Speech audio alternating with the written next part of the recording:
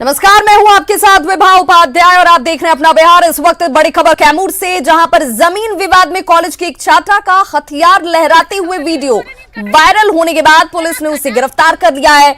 TV screen पर आपके सामने एक्सक्लूसिव तस्वीरें। जमीन विवाद में ये छात्रा हथियारों को लहराती हुई इस वायरल वीडियो में साफ नजर आ रही है। हालांकि इसकी गिरफ्तारी हो गई है। छात्रा के पास से 2 हथियार जब्त किए गए हैं। इसमें एक कट्टा और एक राइफल शामिल है। मामला मोहनिया थाना क्षेत्र के डंडवास गांव का है और वायरल हुआ ये वीडियो 21 मई का बताया जा रहा है। पुलिस की माने तो विवाद पटीदार की ओर से मिट्टी की अवैध खुदाई से जुड़ा हुआ है। विवाद बढ़ने पर 2 गुटों में जमकर लाठी और डंडे भांजे गए। झड़प में कुछ लोग जख्मी भी हुए हैं। घायलों को इलाज के लिए फिलहाल वाराणसी रेफर किया गया है। आरोपी बीएचयू में बीएससी सेकेंड ईयर की छात्रा है, जिसका आरोप है कि कुछ लोग उसकी पुश्तैनी जमीन हड़पना चाहते हैं। फिलहाल ये तस्वीरें आपके टीवी स्क्रीन पर जो इस वक्त बेहद वायरल है और इस छात्रा को हालांकि गिरफ्तार किया गया है।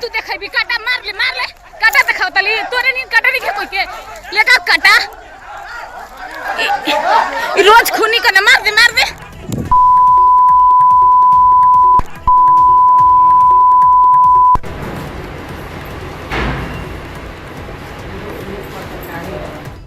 तो इस छात्रा की गिरफ्तारी हालांकि हो चुकी है, लेकिन अब सवाल ये उठता है कि क्या कानून से इकबाल लोगों का खत्म हो चुका है।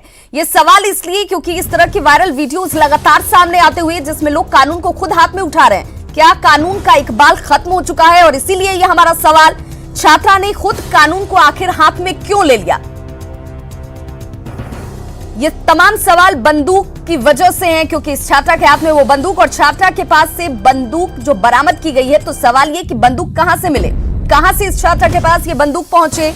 और इन सवालों के जवाब अब तक नहीं मिले हैं। क्या बंदूक को लाइसेंस हासिल है? क्योंकि ये बंदूक जो इस छात्रा के हाथ में है, क्या वो लाइसेंसी है? ये सवाल भी बना हुआ है। 2 बंदूक घर में क्यों थे? गैर लाइसेंसी बंदूक थे तो पुलिस को इसकी भनक आखिर क्यों नहीं पड़ी?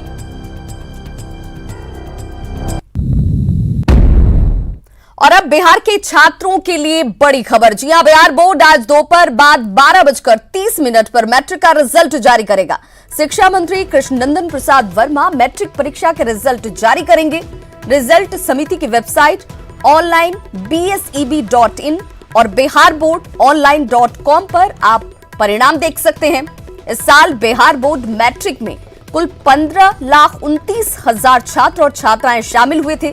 इनमें 7,83,00,000 लड़कियां जो हैं, 83,000, ये 7,83,000 की जो संख्या है वो सिर्फ छात्राओं की है, लड़कियों की है, जो इस बार परीक्षा में शामिल हुई। बिहार बोर्ड मैट्रिक की परीक्षाएं 17 फरवरी से 24 फरवरी के बीच आयोजित की गई थी। सभी को इंतजार था कि जल्द से जल्द ये रिजल्ट आए, लेकिन कोरोना काल की वजह से इसमें देरी हुई। लेकिन आज ये रिजल्ट सामने आएगा, जिसका इंतजार छात्रों को काफी वक्त से था। www.biharboard.online.bihar.gov.in पर भी आप जाकर इस रिजल्ट को देख सकते हैं। तो आज मैट्रिक के छात्रों का इंतजार खत्म होने वाला है। 12:30 बजे का वक्त, जब इसकी घोषणा खुद ऑनलाइन करते हुए नजर आएंगे शिक्षा मंत्री कृष्णनंदन वर्मा। आज ये रिजल्ट जारी होगा। और अब बात खबर पटना से, जहां पर फर्नीचर की दुकानें खुल रही हैं। इसे लेकर खासी सतर्कता हालांकि बरती जा रही है। नाला रोड में दुकानों को सैनिटाइज किया जा रहा है, जिसमें नगर निगम के कर्मचारी शामिल हैं। देखिए ये हमारी रिपोर्ट। जिला प्रशासन के निर्देश पे जो है पटना के फर्नीचर मंडी में जो है दुकानें आज खुलनी है। और ये नाला रोड का इलाका है, जहां देख सकते हैं कि जो सैनिटाइज का काम है वो यहाँ पे किया जा रहा है।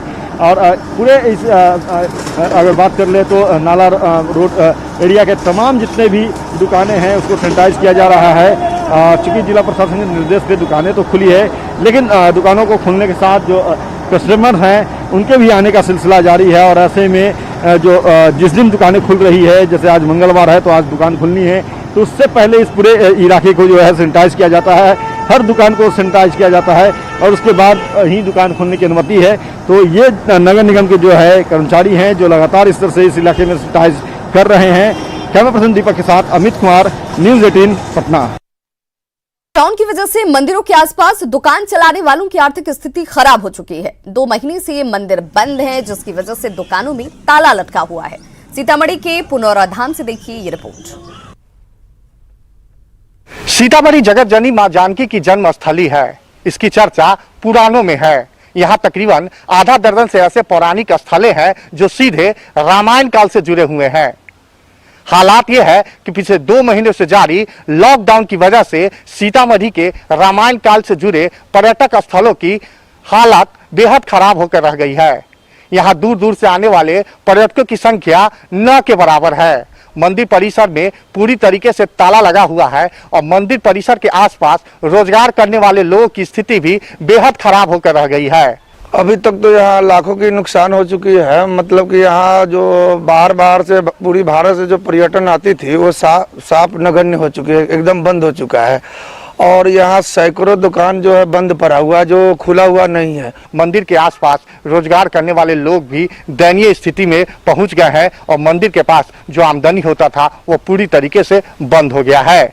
राकेश रंजन, न्यूज़ 18, सीतामढ़ी। बिहार में अब प्रवासी मजदूरों का आना लगातार जारी है। सरकार का ये दावा है कि प्रवासी मजदूरों को उनके घर तक पहुंचाने और खाने पीने के पूरे इंतजाम किए जा रहे हैं, लेकिन सरकार के दावों की पोल राजधानी पटना में ही खुलती नजर आई।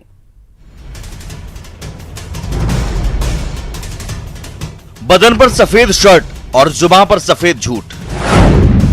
ये है पटना में आपदा प्रबंधन विभाग के एडीएम मृत्युंजय कुमार साहब का दावा है कि मजदूरों के खाने पीने के लिए पूरी मुकम्मल व्यवस्था की गई है। 30-35 हजार नाश्ते का पैकेट बांटा गया है। अब मजदूरों को कोई व्यवस्था नजर नहीं आ रही है तो भला एडीएम साहब क्या करें? मजदूर भूखे प्यासे हैं तो एडीएम साहब की क्या गलती? प्रवासी मजदूर ट्रेन से उतर रहे हैं, सबके लिए हम लोग पैकेटिंग की व्यवस्था करवाई हुई है, नाश्ता की व्यवस्था करवाई हुई है, कुछ पैकेट्स बिस्किट की व्यवस्था करवाई हुई है, पानी की व्यवस्था करवाई हुई है। आज लगभग 30,000-35,000 व्यवस्था हम लोगों ने करवाई है। कुछ बस नहीं मिला। बस में एकदम जैसे भूसा भर के जा रहा है, ऐसे गाड़ी जा रहा है। हमारा लड़का जो है जो अभी खाना नहीं खाया, हम लोग 4 दिन से बिस्कुट खाए हैं और उस पे रह रहा हूँ। अभी हमें कुछ नहीं मिला है। मैं अगर यहाँ पे होटल भी अगर खाने का भी खोज रहा हूँ कि मुझे चावल मिल जाए, खाने के लिए नहीं मिल रहा है। बस नहीं मिली, बस भी नहीं मिला। हम लोग चाहते हैं कि हम लोग को 28 आदमी है, 30 आदमी, हम लोग को स्पेशल बस कर दे। खगड़िया बस में जगह नहीं है बता रहे हैं। तो फिर अब क्या होगा? अब क्या होंगे यही लोग बताएंगे क्या होंगे। कितनी देर से इंतजार कर रहे हैं? हम तो सुबह से इंतजार कर रहे हैं। कितने बजे से? सुबह 8 बजे से। 8 बजे से 6-7 घंटे हो गए। जी सर। हम लोग आ रहे हैं अहमदाबाद जिला से, गुजरात से। नहीं, कुछ नहीं मिला है। कुछ नहीं बोल रहा है, लोग कुछ बोलता ही नहीं। खाने के लिए कुछ नहीं, पानी की बोतल कुछ नहीं दे रहा, कुछ नहीं। चिलचिलाती धूप में 7-8 घंटे तक मजदूर भूखे प्यासे खड़े हैं। सोशल डिस्टेंसिंग को ताक पर रखकर बसों में भेड़ बकरियों की तरह ठूंस कर उन्हें भेजा जा रहा है, लेकिन फिर भी सब ठीक है। कोरोना बंदी के इस दौर में अप्रवासी मजदूरों को लेकर भले ही बिहार की सियासत तेज हो गई हो, लेकिन जिस तरीके से मजदूर बिहार आ रहे हैं वैसे में उनकी सुध लेने वाला न तो सत्ता पक्ष है और न ही विपक्ष। और प्रशासन के भरोसे आने वाले ये अप्रवासी मजदूर खुद को ठगा महसूस कर रहे हैं। कैमरा पर्सन मनोज के साथ संजय कुमार, न्यूज़ 18, पटना। रेलवे 1 जून से देश भर में 200 यात्री ट्रेनों का परिचालन शुरू करने जा रहा है, जिसमें से 22 जोड़ी ट्रेनें बिहार से चलनी हैं। इन ट्रेनों के लिए 22 मई से टिकटों का आरक्षण भी शुरू हो चुका है, लेकिन कोरोना का खौफ ऐसा कि अब तक 10 से 15% टिकट की ही बुकिंग हुई है। 1 जून से पटरी पर 200 यात्री ट्रेनें दौड़ने के लिए तैयार हैं, लेकिन कोरोना ने ऐसी तबाही मचाई है कि ट्रेनों में टिकट के खरीदार नहीं मिल रहे हैं। बिहार से कुल 22 जोड़ी ट्रेनें चलनी हैं। इन ट्रेनों में रेलवे 4,22,000 बर्थ की बुकिंग कर रहा है, लेकिन अब तक महज 15% बर्थ ही बुक हो पाई है। 4,62,000 टोटल बर्थ हैं, इसमें करीब 56,000 बर्थ की ही बुकिंग हुई है, तो करीबन 11% बर्थ जो हैं वो बुक हुए हैं, बाकी बर्थ अभी खाली है। और इसके साथ ही साथ मैं यह भी बताना चाहूँगा कि हम लोग जो ट्रेनों की बुकिंग है इसको कंटिन्यूअस मॉनिटर कर रहे हैं, और जहाँ भी आवश्यकता होगी, जिस किसी भी रूट में भी अगर आवश्यकता हुई कि और ज़्यादा ट्रेन चलाने की आवश्यकता है तो भविष्य में वो ट्रेनें, स्पेशल ट्रेनें प्लान की जा सकती हैं। रेलवे के अधिकारी के बयान से साफ है कि लोग जरूरत पड़ने पर ही यात्रा कर रहे हैं। रेलवे रिजर्वेशन काउंटरों पर भी टिकट कटाने वालों की संख्या ना के बराबर है और टिकट कैंसिल कराने वालों की भरमार है। 16 को था, अभी इतने 2 घंटे से आए हुए हैं, अभी तक काउंसलिंग का लेट बहुत ज्यादा है यहाँ का। थे आपने, कब लिया था, क्यों कैंसिल करा था? क्योंकि ट्रेन हम लोग का तो फिलहाल रद्द चल रहा है ना। मैं टिकट कैंसिलेशन के लिए आया हुआ हूँ। टिकट कैंसिल करा? हाँ जी, हाँ जी, मेरी टिकट है इटावा की। हाँ जी, मैं मध्य प्रदेश का रहने वाला हूँ। पटाने आई हैं या कैंसिल करा? कैंसिल करवाने आया हूँ। क्यों कैंसिल, क्यों? ये कैंसिल खुद ही हो गया ये टिकट, राजधानी एक्सप्रेस ट्रेन कैंसिल? जी, ये दिल्ली, न्यू दिल्ली। रेलवे ने जब यात्री ट्रेनें शुरू करने का ऐलान किया था तो ये माना जा रहा था कि इन ट्रेनों में टिकट मिलना काफी मुश्किल होगा, लेकिन जिस तरह से इन ट्रेनों में बुकिंग की रफ्तार दिख रही है उससे तो यही लगता है कि लोगों की यात्रा पर कोरोना का डर भारी पड़ रहा है। साकेत कुमार, न्यूज़ 18, पटना। कोरोना काल में अब हम आपको दिखाने जा रहे हैं ऐसी तस्वीर जो कोरोना से लड़ने का जज्बा पैदा कर रही है। संकट के इस दौर में प्रवासी मजदूरों को अब अपने ही घर में काम मिल गया है। प्रशासन की मदद से मजदूरों के हुनर को नई पहचान मिल रही है।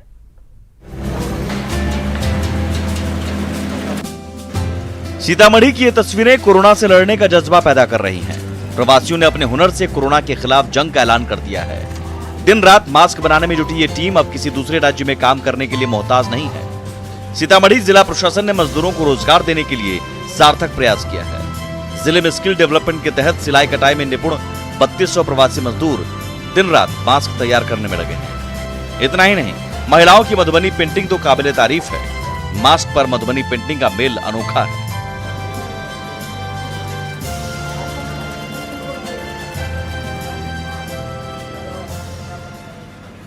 क्या कर रहे हैं यहाँ लोग मास्क बना रहे हैं। लॉकडाउन हो गया, बंद बैठारू है, बैठारू में क्या करे, कहीं से न कहीं से 2 रुपया आमदनी होना चाहिए।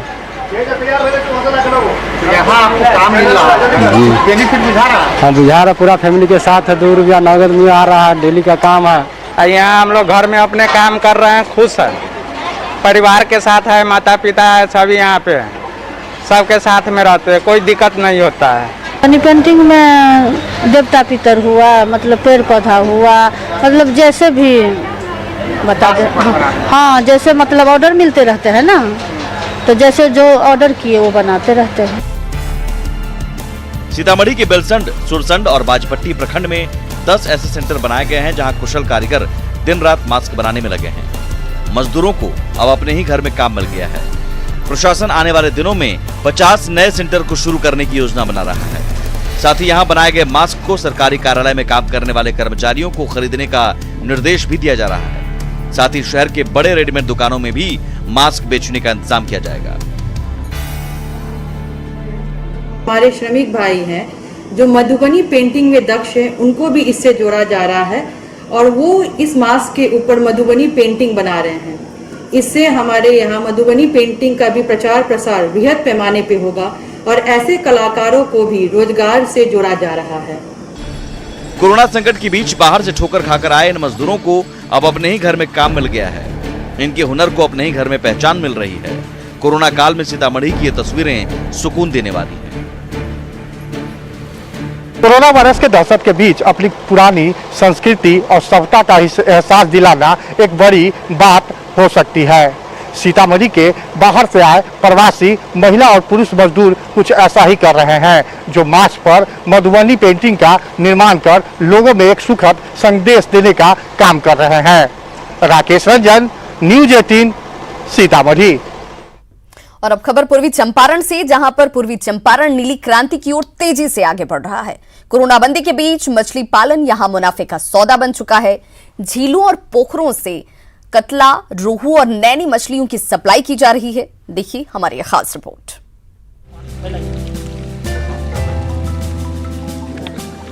ये तस्वीरें हैं पूर्वी चंपारण के मधुबन प्रखंड की, जहां मछली पालन अब लोगों के जीने का जरिया बन चुका है। तालाब और पोखरों से हर दिन 8 से 10 क्विंटल मछली निकालकर बाजार में सप्लाई किया जा रहा है। यहां मछली पालन कर 250 से ज्यादा परिवार मुनाफा कमा रहे हैं। कोरोना संकट के इस दौर में जब रोजगार के सारे रास्ते बंद हो गए हैं, बाजार में मुंहमांगी कीमत में मछली बिक रही है। यहाँ भारत सरकार का मिला हुआ है हम लोग का मछली पालन करने के लिए। इसमें दाना और बीज मिल रहा है हमारा फ्री में, उनको पैसा नहीं लिया जा रहा है, वो लोग नहीं लेते हैं। इस मत्स्य विभाग से हम लोग का अनुदान मिलता है सरकार का, मछली और दाना और तालाब, और इसी से 200-250 लोगों का गुजर बसर चलता है, अच्छा से चलता है।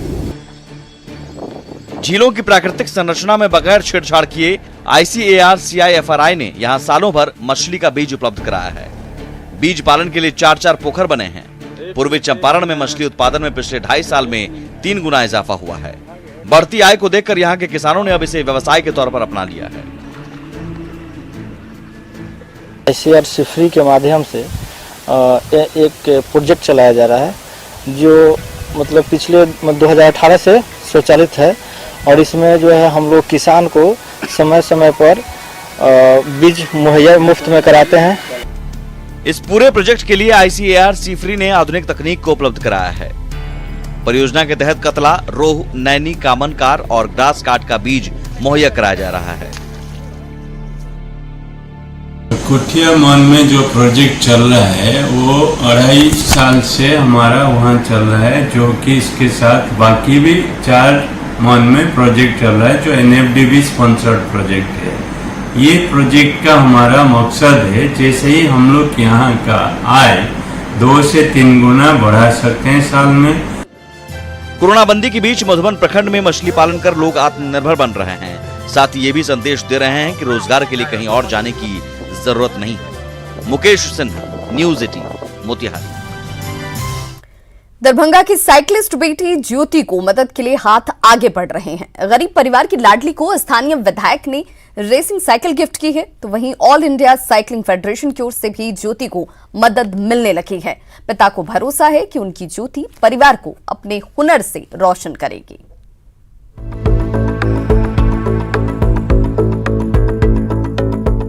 अपने अस्वस्थ पिता को गुरुग्राम से साइकिल पर बिठाकर दरभंगा पहुंची ज्योति के साहसिक कदम ने उसे देश और दुनिया में लोकप्रिय बना दिया।